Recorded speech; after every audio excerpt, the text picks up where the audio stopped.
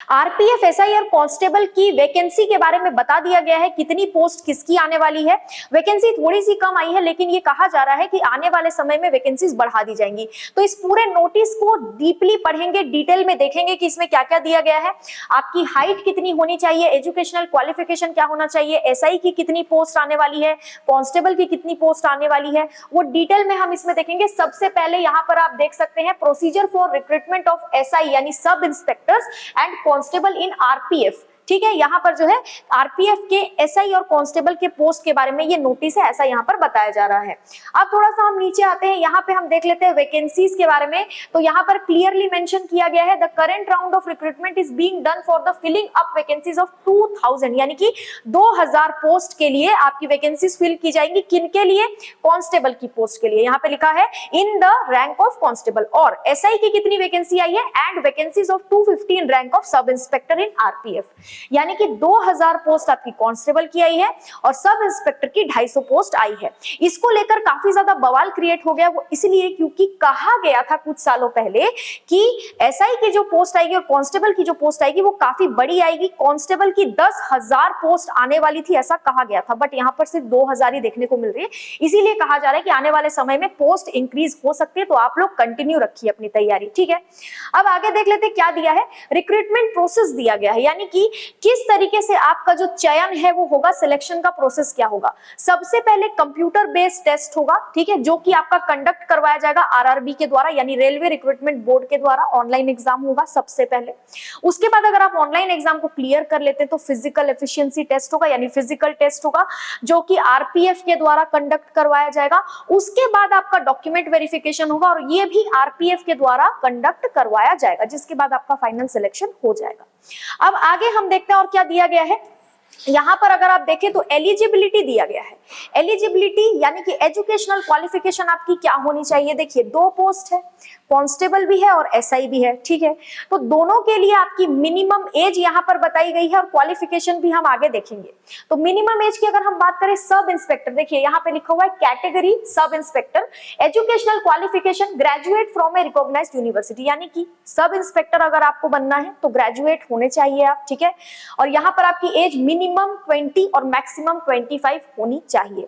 Minimum age आपकी 20 साल होनी चाहिए, उससे कम नहीं सब इंस्पेक्टर की पोस्ट के लिए, और मैक्सिमम उम्र आपकी 25 होनी चाहिए, उससे ज्यादा नहीं। यानी 20 से 25 के बीच में आपकी उम्र है तो आप किसके लिए अप्लाई कर सकते हैं? यहाँ पर एसआई की पोस्ट के लिए, और ग्रेजुएशन होना चाहिए।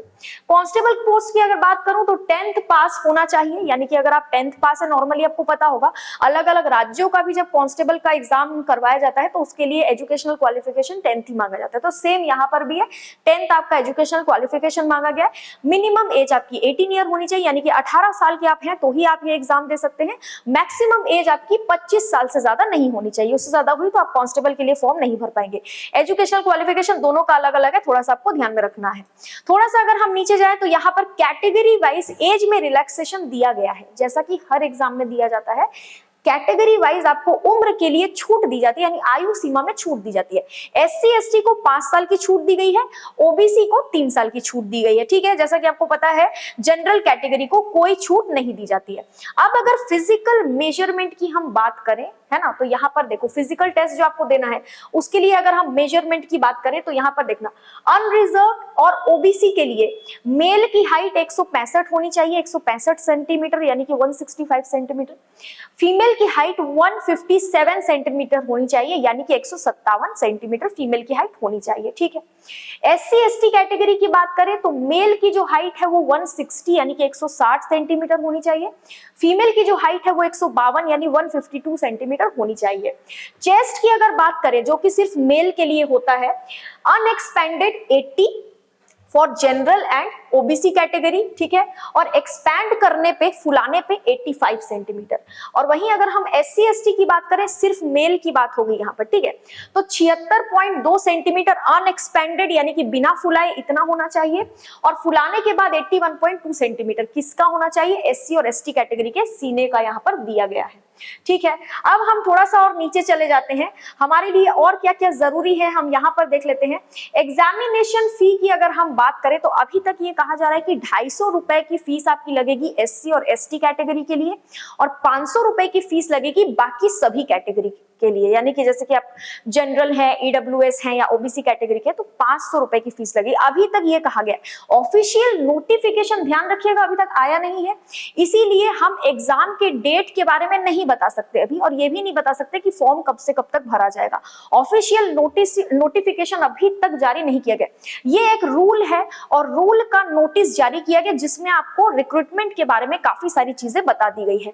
आगे आने वाले समय में आपको हो सकता है नोटिफिकेशन के टाइम पे ये भी देखने को मिले कि आपका जो पोस्ट है वो इंक्रीज हो। ठीक है, आगे हम देख लेते हैं आपको अप्लाई कैसे करना है। तो आपको अप्लाई ऑनलाइन ही करना है, ये आपको ध्यान रखना है, जिसका वेबसाइट जो है वो इसमें दिया गया है, वेबसाइट के थ्रू आप ऑनलाइन अप्लाई कर सकते हैं। और अगर हम आगे देखें तो यहाँ पर आपके एग्जाम के बारे में बताया गया कि किस तरीके से जो है आपका एग्जाम होने वाला है।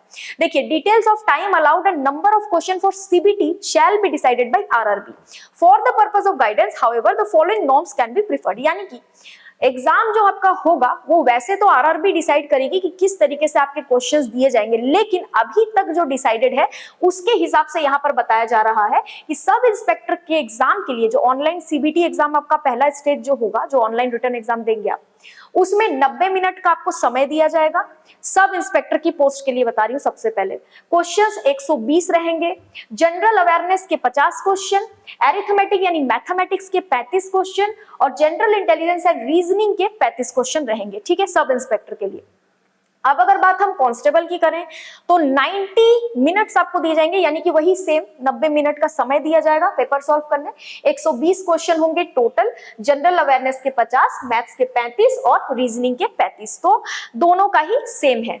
अब अगर हम नीचे देखें तो यहाँ पर सीबीटी क्वेश्चंस को इस तरीके से डिजाइन किया जाएगा जिस तरीके से नीचे टॉपिक्स दिए गए, यानी कि अगर आप लोग तैयारी करना चाहते हैं और आप भटक रहे हैं कि तैयारी कैसे करें, टेंशन हो रही, तो टेंशन नहीं लेना। यहाँ पर आपको क्लियरली बता दिया गया कि आपको कौन कौन से टॉपिक्स पढ़ने हैं। देखिए, जनरल अवेयरनेस के जो क्वेश्चंस आएंगे वो टॉपिक सारे आपको यहाँ पर दे दिए गए हैं। ठीक है, आर्ट एंड कल्चर से आएगा, इंडियन हिस्ट्री से आएगा, ज्योग्राफी, मतलब डिटेल टॉपिक तो नहीं, लेकिन आपको बता दिया गया है कि किस किस सब्जेक्ट के आपको टॉपिक्स पढ़ने हैं। ठीक है, अगर हम नीचे देखें, देखिए यहाँ पर स्पोर्ट्स के बारे में भी आपको जो है जानकारी होनी चाहिए, करंट अफेयर्स भी आपको यहाँ पर स्पोर्ट्स के देखने को मिलेंगे, करंट अफेयर के क्वेश्चन। ठीक है, अब अगर हम देखें अरिथमेटिक के, तो यहाँ पर अरिथमेटिक का भी आपको सब कुछ बता दिया गया कि percentage, ratio and proportion, average, interest, profit and loss, ये सारे टॉपिक से क्वेश्चन आएंगे। रीजनिंग का भी आपको यहाँ पर बता दिया गया है, डिसीजन मेकिंग, विजुअल मेमोरी, यहाँ पर सारा कुछ बता दिया गया है। ठीक है, प्रॉब्लम सॉल्विंग, एनालिसिस, ये सारे जो टॉपिक्स है इसके क्वेश्चन आपको देखने को मिलेंगे। तो एक बार इसको ठीक से देखिएगा टॉपिक्स क्या क्या है, उसके बाद ही तैयारी शुरू कीजिएगा। अगर हम नीचे जाएं तो आपको मैंने जैसा कि बता दिया था कि सबसे पहले आपका सीबीटी पेपर होगा, उसके बाद फिजिकल टेस्ट होगा, फिजिकल एफिशिएंसी टेस्ट होगा। ठीक है, जिसमें मेजरमेंट वगैरह भी हमने देख लिया, हाइट वगैरह देख ली। अब नीचे हम देख लेते हैं, the qualifying criteria of physical efficiency test shall be as under. और भी आपको जो है कुछ टेस्ट जो देने होते हैं, वो तो हमने मेजरमेंट देख लिया था, लेकिन जो आपको टेस्ट देना होता है वो देख लेते हैं यहाँ पर। अभी तक के हिसाब से सब इंस्पेक्टर के लिए, है ना, मेल को छोड़कर सब इंस्पेक्टर के लिए 6 मिनट 30 सेकंड की आपको क्या करनी है, 1600 मीटर की रनिंग करनी है। 6 मिनट 30 सेकंड में आपको 1600 मीटर की रनिंग करनी है। ठीक है, सब इंस्पेक्टर की पोस्ट के लिए। और फीमेल्स को 800 मीटर की रनिंग करनी है, 4 मिनट का टाइम फीमेल्स को दिया जाएगा सब इंस्पेक्टर की पोस्ट के लिए। लॉन्ग जंप की अगर हम बात करें तो लॉन्ग जंप में जो है 12 फीट तक लॉन्ग जंप और 3 फीट 9 इंच तक हाई जंप मेल के लिए। फीमेल के लिए लॉन्ग जंप 9 फीट और 3 फीट जो है आपका हाई जंप। ठीक है, ये आपको करना है, ये आपका फिजिकल टेस्ट जो होगा उसका बता रही हूं मैं। कांस्टेबल की बात करें तो 5 मिनट 45 सेकंड आपको दिए जाएंगे 1600 मीटर की दौड़ के लिए, और महिलाओं को यानी फीमेल को 800 मीटर की दौड़ के लिए 3 मिनट 40 सेकंड दिए जाएंगे। और बात अगर हम लॉन्ग जंप और हाई जंप की बात करें तो मेल कैंडिडेट्स के लिए 14 फीट लॉन्ग जंप और हाई जंप 4 फीट, और फीमेल कैंडिडेट्स के लिए 9 फीट लॉन्ग जंप और 3 फीट का हाई जंप। ठीक है, फिजिकल होने के बाद आपका डॉक्यूमेंट वेरिफिकेशन होगा, जिसमें आपको सारे ये वाले सर्टिफिकेट लेके जाने हैं, 10th का, 12th का, अगर आपके पास ग्रेजुएशन का है तो वो भी लेके जाना है, ये सारे सर्टिफिकेट, और साथ में ये सारे जो चीजें आपकी लिखी गई है यहाँ पर, ये सब आपको लेके जाना है। ठीक है, बाकी ध्यान रखिए ऑफिशियल नोटिफिकेशन नहीं आया है कि एग्जाम कब करवाया जाएगा। कहा जा रहा है जनवरी में आ जाएगा, यानी इस महीने आपका ऑफिशियल नोटिफिकेशन आ जाएगा। तो बार बार वेबसाइट चेक करते रहिए, कहीं भी आ सकता है। बाकी जैसे ही आएगा हम आपको नोटिफाई कर देंगे। तो मिलते हैं अगले वीडियो में। वीडियो को लाइक कीजिए, चैनल को सब्सक्राइब कीजिए और वीडियो को शेयर कीजिए। आज के लिए इतना ही। Thank you so much.